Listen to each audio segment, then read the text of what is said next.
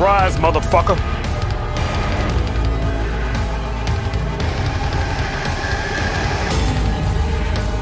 Oh, baby, a triple!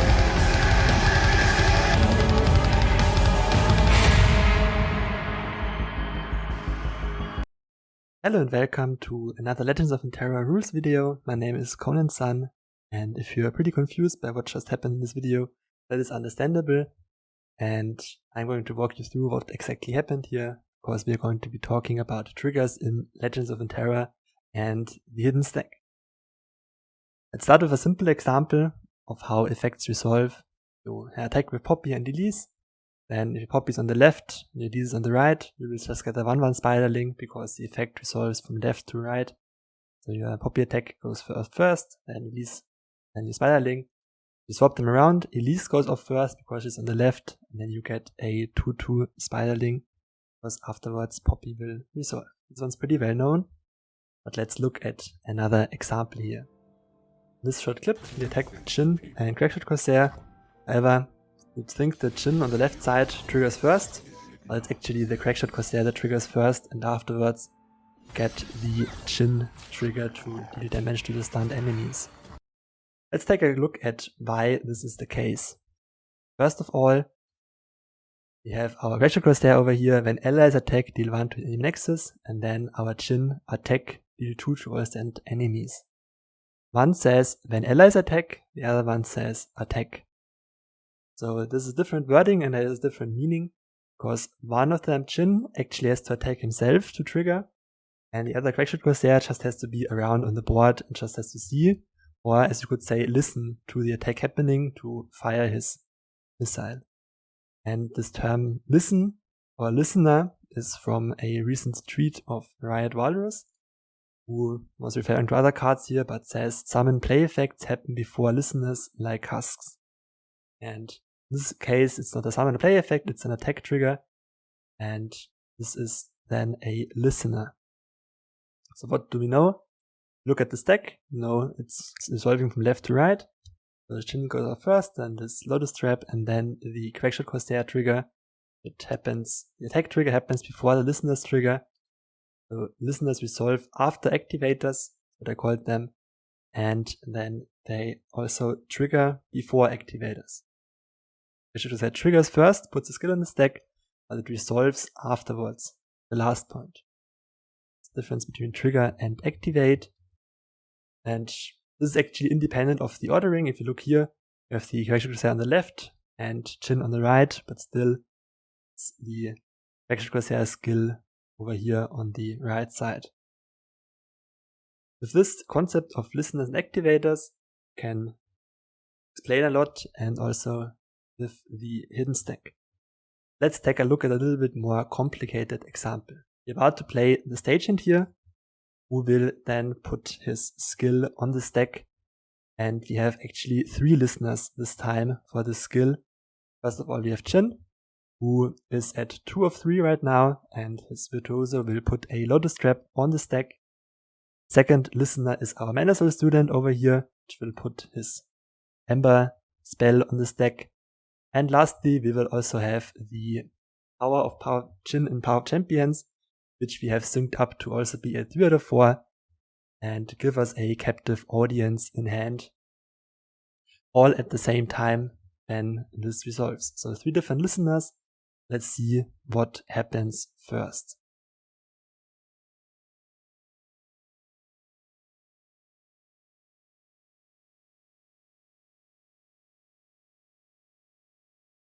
Okay, so as you've seen, the Beauty and Death triggers first.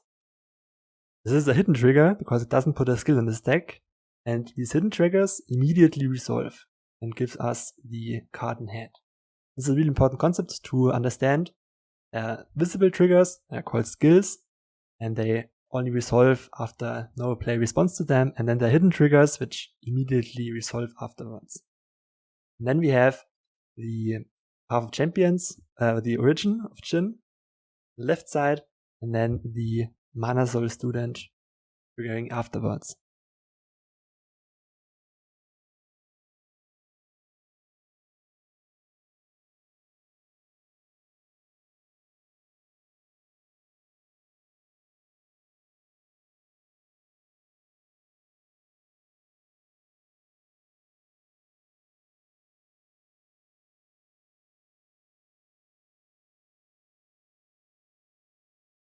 So as you saw, we have a few more effects working on here.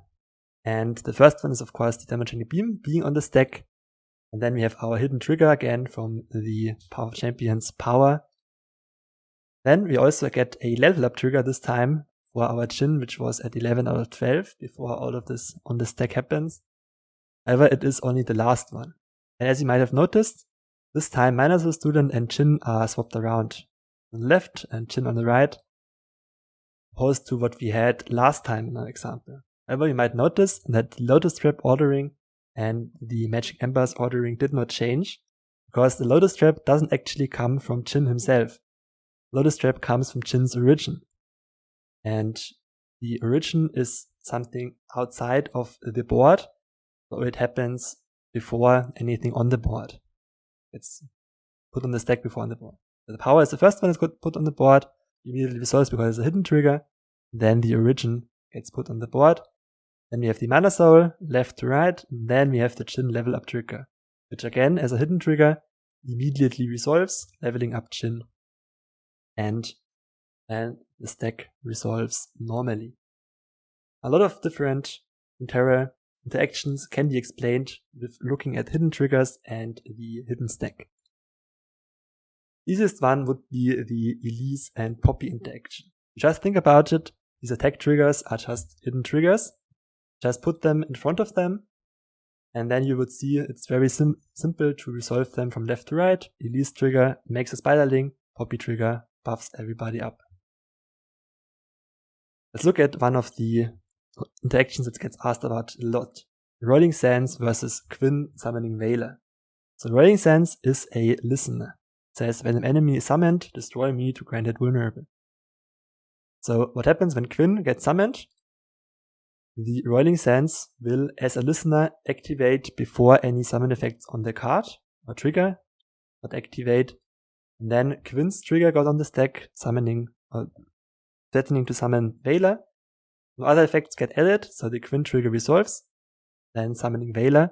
Once again, Roiling Sands will trigger as a listener, targeting Veiler now with his trigger. Then we again resolve from left to right. The first Roiling Sands trigger goes off, destroying the Roiling Sands, giving Veiler vulnerable. And then the second one tries to resolve, but there is no way to destroy the Roiling Sands. It's already destroyed, so Quinn doesn't get vulnerable.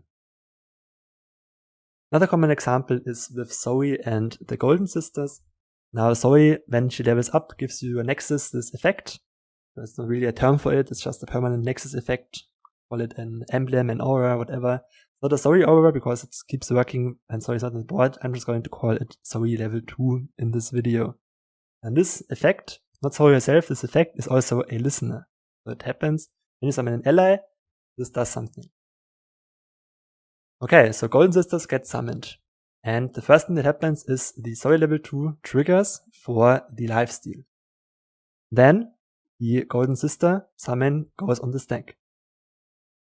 No other effects get added, so Golden Sister's effect resolves, summoning the Silver Sister, which now in turn puts an effect on the stack with the Zoe level 2, now to give everybody elusive.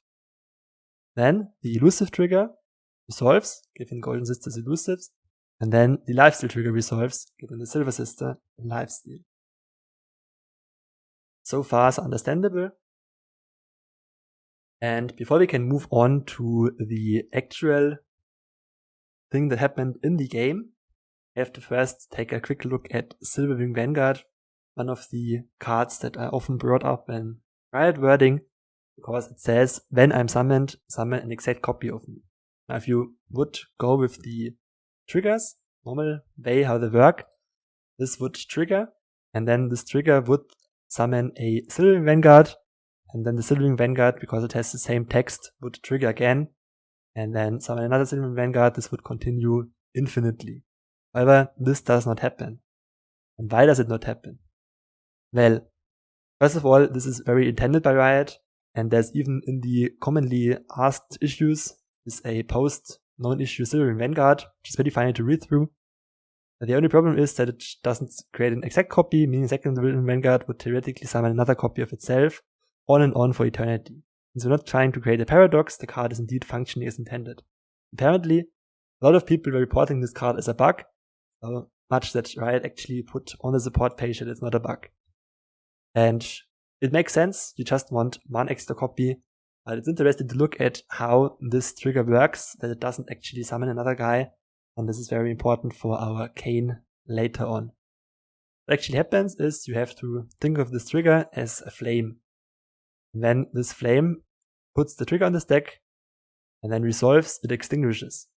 So when the second copy summoned, it looks at this one and sees, aha, this effect has already resolved, this effect is already triggered, I will copy the same trait.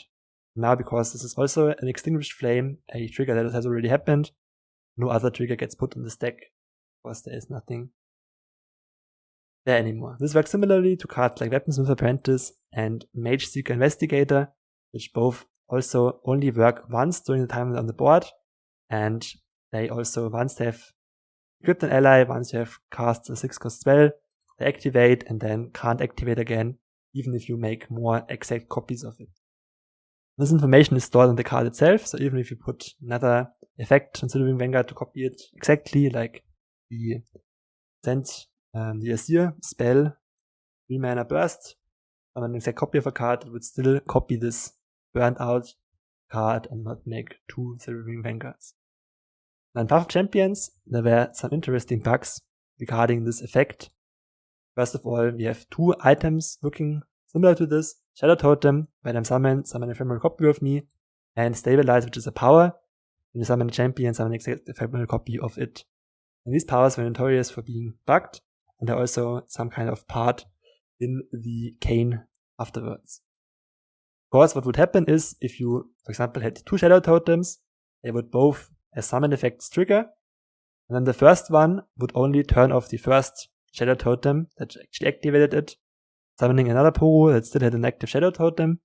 That Poru would then trigger again, and the 2 Shadow Totems would resolve, leaving you with 4 Porus in total.